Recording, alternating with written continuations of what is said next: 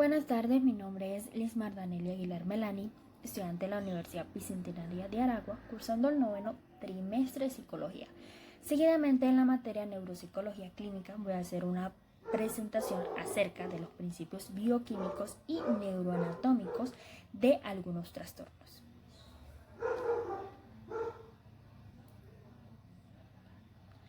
En los trastornos de ansiedad, primero que todo, vamos a definir cuáles son los principios bioquímicos y neuroanatómicos. Cuando hablamos bioquímico, hacemos referencia a lo que son ciertas sustancias en el sistema nervioso, es decir, como los neurotransmisores. Un ejemplo de ellos son la serotonina.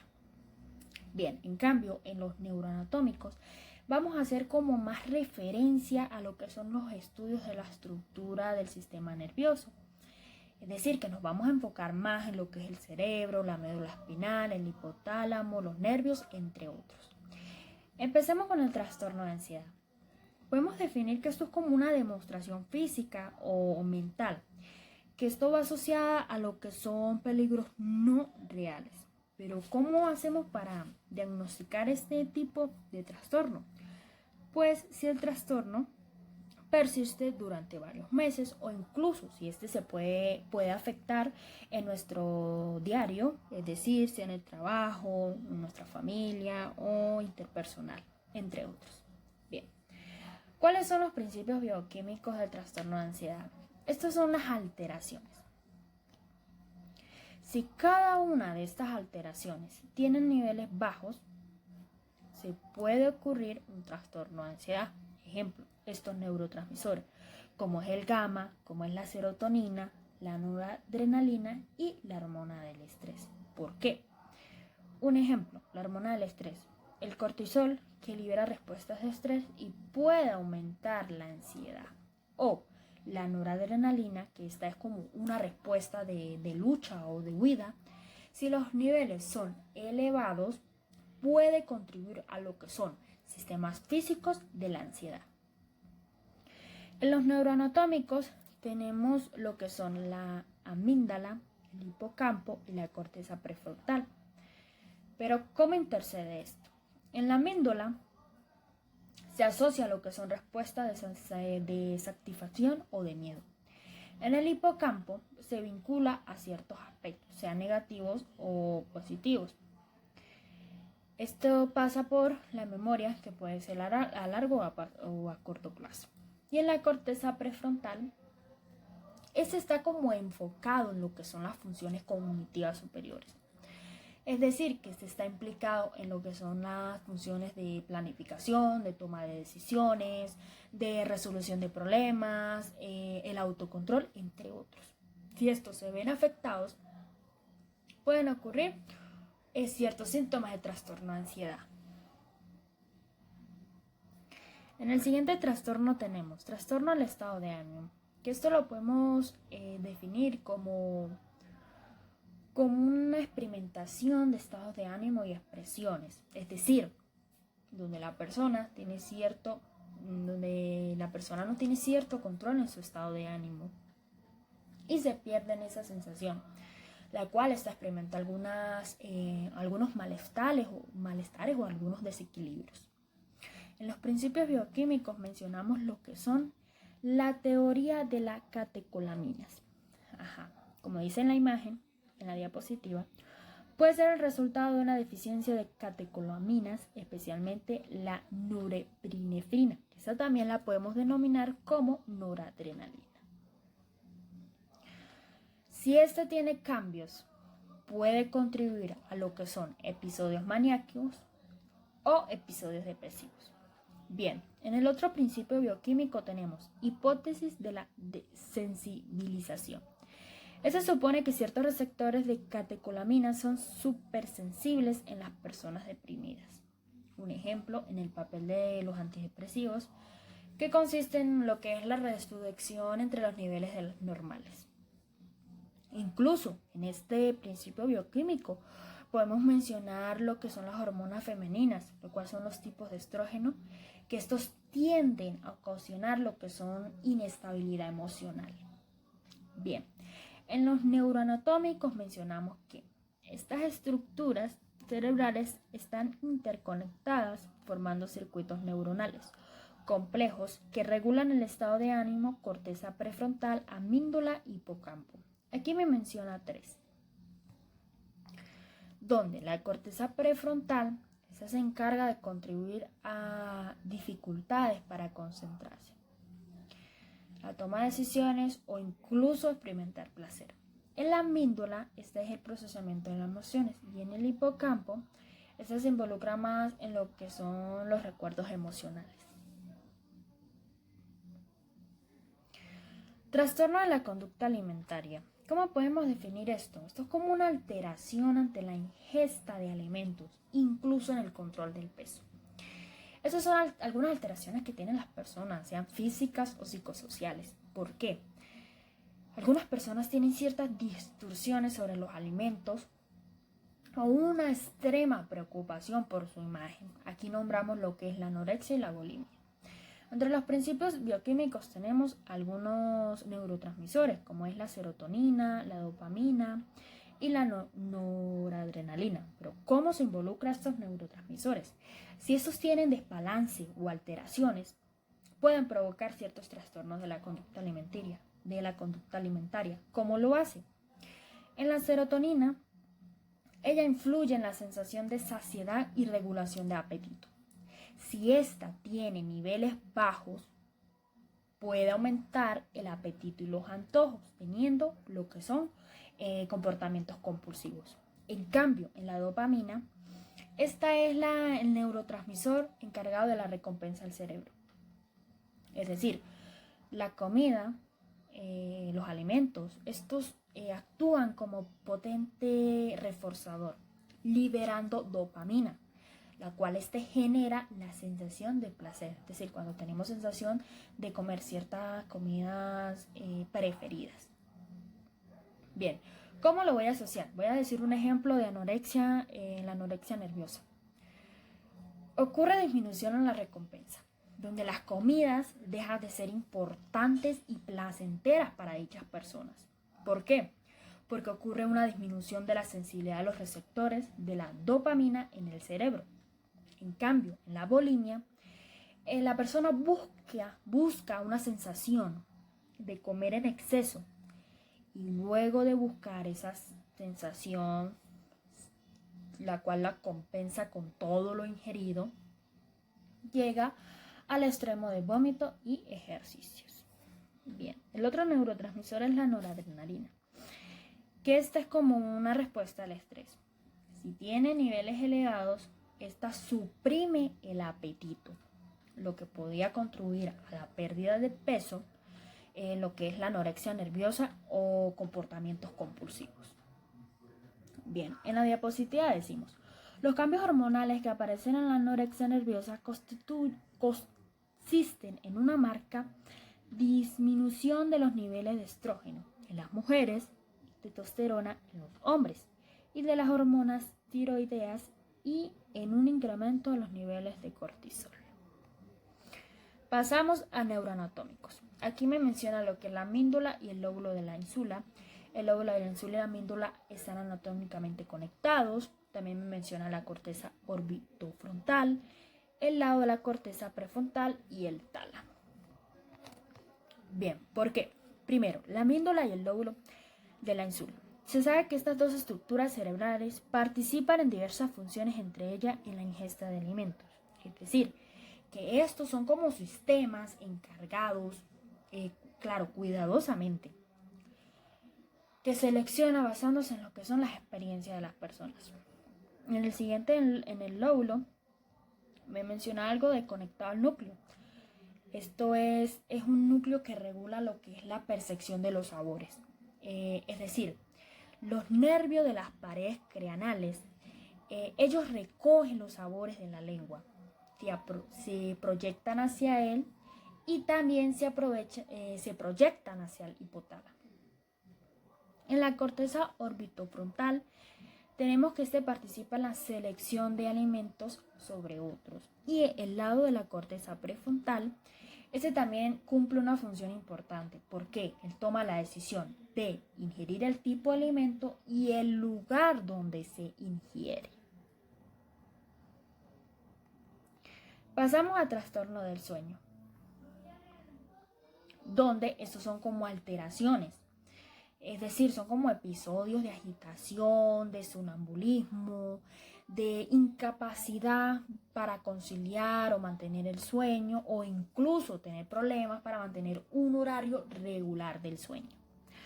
¿Cómo lo podemos mencionar? En los principios bioquímicos, que esto anteriormente lo decía, como el exceso o la alteración o el desbalance de los neurotransmisores son los que provocan dicho síntoma de los trastornos. Entre ellos mencionamos varios. Empezamos con la serotonina. Si tiene una alteración de los niveles, se dificulta para conciliar el sueño. El otro tenemos melatonina, que ajusta el ciclo circadiano. Llega al sueño, conocido como la hormona de la oscuridad. Tenemos el GABA, que hace, promueve la relajación y el sueño. La histamina impulsa la vigilia. Altos niveles interfiere en el sueño. La acetilcolina tiene un efecto sobre el sueño. Altos niveles tienen efectos en la memoria y en el aprendizaje. La dopamina y la noradrenalina. Esa se encarga de regular los cambios de la actividad cerebral en la función del ciclo del sueño y vigilia. Y mencionamos algunas otras alteraciones, como es el insomnio. Este se relaciona con niveles bajos de gamma. Gamma es el neurotransmisor. Apenas del sueño. Esos son los cambios de los niveles del oxígeno en la sangre, lo cual esto puede afectar a lo que es la producción de neurotransmisores y hormonas, lo cual esto contribuye mucho a la fragmentación del sueño. La narcolepsia, me dice que se caracteriza por una deficiencia de hipocretina, un neurotransmisor que regula el ciclo del sueño y vigilia. Y por último tenemos el síndrome de la pierna inquieta. Esto usualmente varias personas lo hacen, lo cual se ha propuesto como varias teorías bioquímicas, que esto incluyen a lo que es el desequilibrio en el hierro y la dopamina. Pasamos a neuroanatómico. Aquí mencionamos pocos, como es el hipotálamo, el tronco encefálico, la glándula pineal, el tálamo y la corteza cerebral. Pero ¿cómo? El hipotálamo es la regulación de los sueños. El tronco encefálico contiene varios núcleos, lo cual activa o desactiva el cerebro, así como los ciclos del sueño. La glándula pineal, esta produce melatonina, es decir, esto es una hormona que induce al sueño y ayuda a regular lo que son los ritmos circadianos.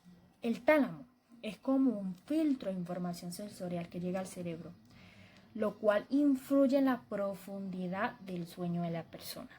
La corteza cerebral, esta en sí participa en la regulación de la conciencia del pensamiento, lo cual ella influye demasiado en la calidad del sueño que nosotros tenemos.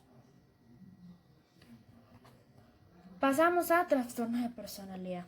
¿Cómo lo podemos definir? Pues como un patrón o varios patrones de comportamiento, emociones o pensamientos de las personas.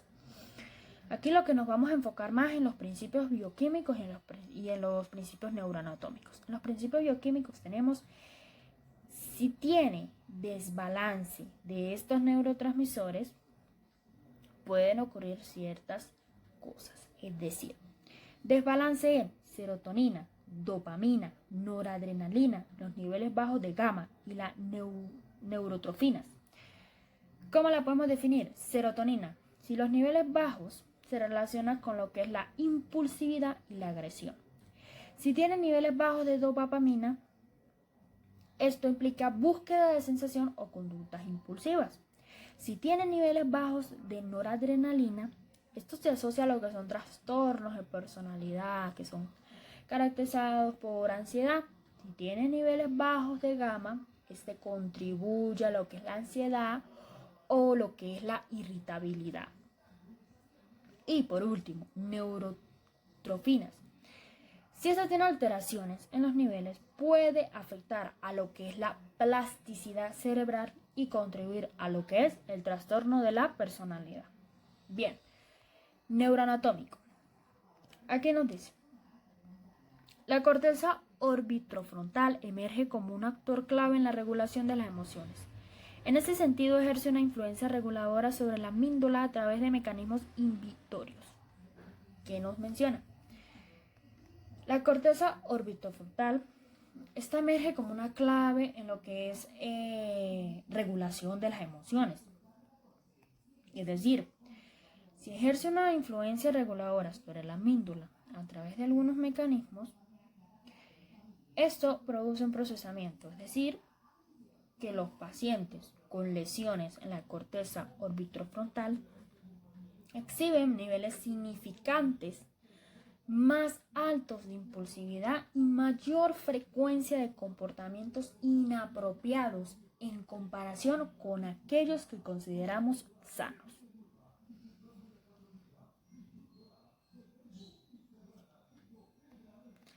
Trastorno de neurodesarrollo. Lo definimos como: tiene base neurológica. Es el inicio del desarrollo de cada persona. Es decir, de manera precoz, en el periodo de desarrollo son las alteraciones en la atención, la memoria, la percepción, el lenguaje, la resolución de problemas o interacción social.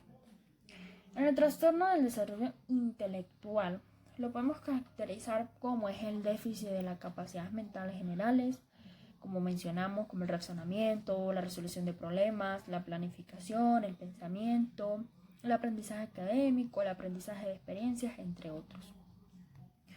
En sus principios bioquímicos tenemos específicamente un neurotransmisor, el gamma, la cual tiene un importante papel es el esencial para el correcto neurodesarrollo del cerebro.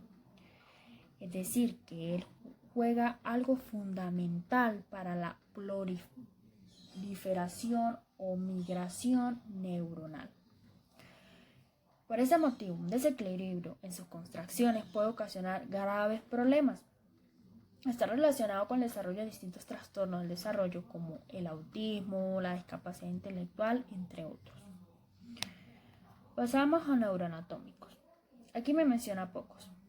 Me menciona el cerebro, las regiones, la corteza cerebral, la alteración del tamaño, la amígdala y el hipocampo. ¿Pero por qué? Porque tiene relación con el trastorno de neurodesarrollo. Cuando esto tiene ciertas alteraciones, contribuyen a síntomas de ese trastorno. Es decir, diferencia en el tamaño total del cerebro, alteración en conexión de regiones del cerebro, alteración de la corteza cerebral, como grosor cortical anormal, o incluso la migración neuronal está defectuosa. Alteración en el tamaño y la estructura del cuerpo calloso en algunos trastornos neurodesarrollos. Y por último, la amígdala y el hipocampo. Estas dos estructuras están involucradas en lo que son las emociones, las memorias repetitivamente.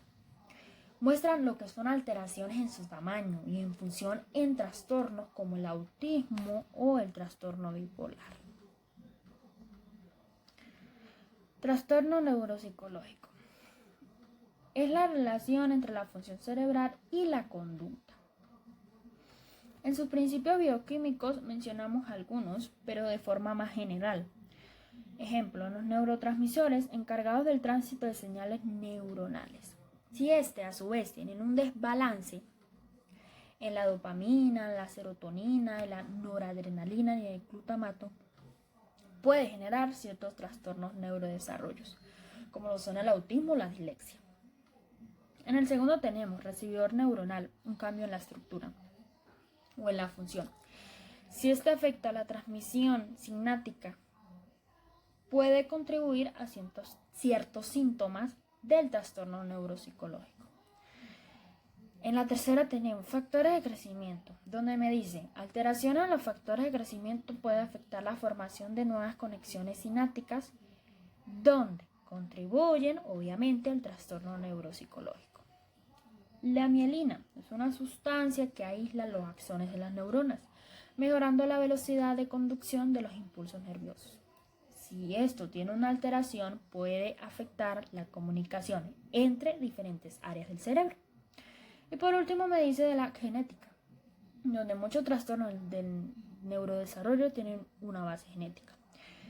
Eso nos da un significado, que ciertas mutaciones en ciertos genes, esto puede alterar lo que es la producción de proteínas importantes para el desarrollo y funcionamiento del cerebro. En neuroanatómica me menciona los lóbulos frontales, los lóbulos temporales, los lóbulos parietales, los lóbulos occipitales y el sistema límbico. ¿Pero por qué?